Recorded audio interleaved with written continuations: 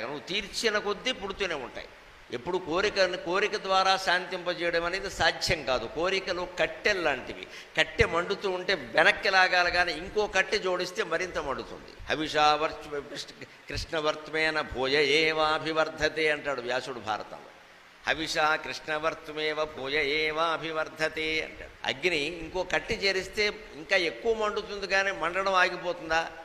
అగ్ని కట్టె మండడం ఆగిపోవాలంటే నీళ్లు చల్లాలి. అంచేత కోరికలు మనకి ఆటంకం కాకుండా ఉండాలి, మన ఇబ్బంది పెట్టకుండా ఉండాలంటే కొన్ని కోరికలు తీర్చుకోకుండానే ఉండిపోవాలి. అసలు ఆ కోరిక రానే కూడదు మనస్సులోకి. వచ్చినా ఇది తీరదు అని మనస్సు గట్టిగా చెప్పి నోరు మూసి కూర్చోవాలి. మన స్థాయి ఏమిటి? ఆ కోరిక ఏమిటి? అది 10,000 స్థాయి. ఆ కోరిక 10 లక్షల కోరిక మనకెలా తీరుతుంది? ఇది కనుక పిల్లలకి చిన్నప్పటి నుంచే నేర్పితే వాళ్ళు పొదుపు చేస్తారు, హాయిగా ఉంటారు, ఆనందంగా ఉంటారు. ముఖ్యంగా ఇవాళ పెద్ద సమస్య అయిపోయినటువంటి విడాకులు ఉండవండి. ముందు పిల్లలకి చిన్నప్పటి నుంచి అలవాటు చేయాలి. ఎట్టి పరిస్థితుల్లో తేడా రాకూడదు అని చెప్పాలి. ఖచ్చితంగా చిన్నప్పటి నుంచి చెప్పాలి. డబ్బే ముఖ్యం అనగానే డబ్బు లేకపోతే పెళ్ళాన్ని వదిలేస్తాడు. లేకపోతే చేసుకున్నాక కూడా ఇంకా అదనం కట్నం తెమ్మంటాడు. వీడిని చేసుకోవడమే కట్నం, మళ్ళీ వీడికి అదనం కట్నం వీడి మొహానికి ఎందుకు వస్తుంది? ఇది ఎవరితోనో పోల్చుకుంటాడు, తోడళ్ళతోనో మేనళ్ళతోనో.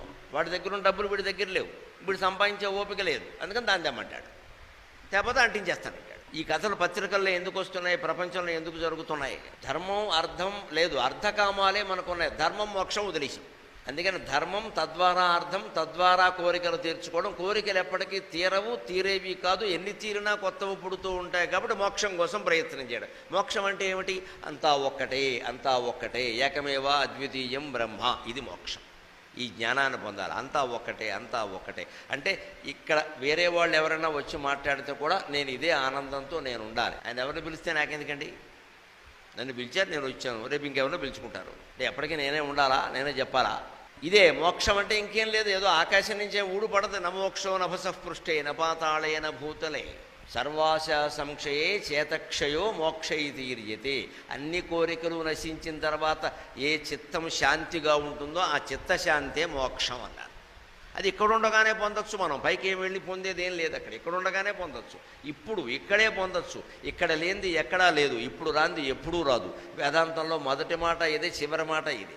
ఇక్కడ లేనిది ఎక్కడా లేదు, ఇప్పుడు రాంది ఎప్పుడూ రాదు. నువ్వు వాయిదా వేసావంటే వాయిదా రాదని. అంటే ఇప్పుడు మీరు ఎక్కడ కూర్చున్నారో అక్కడే మీరు మోక్ష స్థితిలో ఉండొచ్చు, కోరికలు లేకుండా ఉంటే. ఆ కోరికలు ఎక్కడెక్కడ మనస్సులో పుడుతున్నాయో వాటిని వెంట